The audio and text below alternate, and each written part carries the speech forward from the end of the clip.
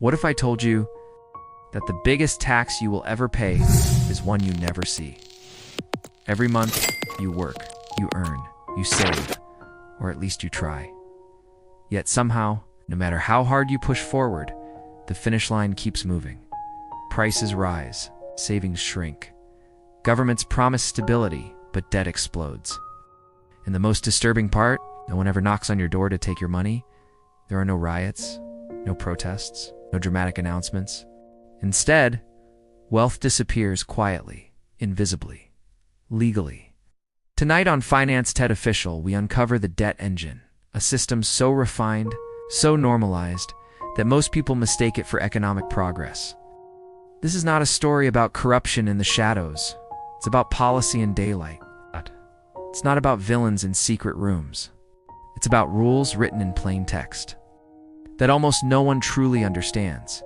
And once you see it, you can't unsee it. So stay with me, because the biggest financial mystery of our time is not who owes the debt, but who it quietly transfers wealth to. Setting the stage, the illusion of normality. Debt feels normal today. Governments run deficits every year. Central banks create money. National debt clocks spin endlessly on news screens. We're told, don't worry, governments aren't like households. They can borrow forever. Debt is growth. But here's the paradox. If debt doesn't matter, why does every civilization that overuses it eventually collapse? From ancient Rome, to revolutionary France, to Weimar Germany, to modern economies drowning in liabilities. The pattern repeats, yet each generation believes this time is different. To understand why, we must go back to where this system truly began. Not in the 21st century, not in modern politics, but in a quiet transformation that changed money itself. Origins. When money stopped being real for most of human history, money had limits. Gold, silver, physical scarcity. Kings couldn't simply create wealth. They had to tax openly or seize by force. People resisted. Then came a revolutionary idea. What if governments could borrow instead of taxes and let time hide the cost? The earliest debt states appeared in Renaissance Europe. Italian city-states issued bonds to fund wars. But the real breakthrough came later. The birth of permanent government debt in 1694, England created the Bank of England. For the first time, government debt became permanent. Centralized institutions monetized that debt. Interest payments became normalized. This wasn't just financial innovation. It was political technology. Debt allowed governments to fund wars without immediate taxes, delay public backlash, shift costs to future generations. Debt became power. And once governments realized this, there was no turning back. The rise. How debt became the engine. Fast forward to the 20th century. 2 world wars devastated economies. Gold standards collapsed. Currencies were decoupled from physical reality. Then came the most important turning point. 1971. The final break when the US ended the gold standard. Money became pure trust. From that moment, governments could borrow without natural limits. Central banks could print without restraint.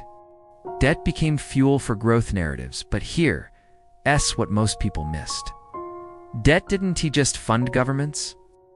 It reshapes society. The silent transfer mechanism. When governments borrow, new money enters the economy. Asset prices rise. First wages lag behind. Inflation erodes. Savings debt holders get paid before workers. This is not accidental. It's mathematical. Those closest to the money source benefit most. Those furthest away, the public, pay through dilution. This is how wealth drains without detection. Breaking point. When the engine overheats, every debt engine hits limits. Not suddenly, but gradually. At first, debt boosts growth. Consumption rises. Politicians look competent. Then interest costs increase. Growth slows. Borrowing accelerates. Just to maintain stability. Eventually, debt stops creating prosperity and starts consuming it. Symptoms of breakdown. You see it everywhere. Governments borrowing to pay interest. Central banks suppressing rates. Artificially asset bubbles replacing productivity. Younger generations priced out of ownership. This is the danger zone. Because once debt growth exceeds economic growth, the system must choose. Every time in history, it chooses the same solution. Fallout. How the public pays. Governments rarely default outright. They use subtler tools. 1. Inflation. the most effective invisible tax. Prices rise, savings lose value, debts shrink in real terms. 2. Financial repression, interest rates below inflation, forced investment in government bonds, pension funds become debt absorbers. 3. Currency devaluation, exports benefit, imports become expensive, citizens absorb the loss. Each method avoids direct confrontation. No riots, no revolutions, just quiet erosion, filled fixes. Why solutions never last? Every crisis brings reforms. Austerity, stimulus, monetary tightening, regulatory resets, but none address the root problem, because the system depends on debt to survive.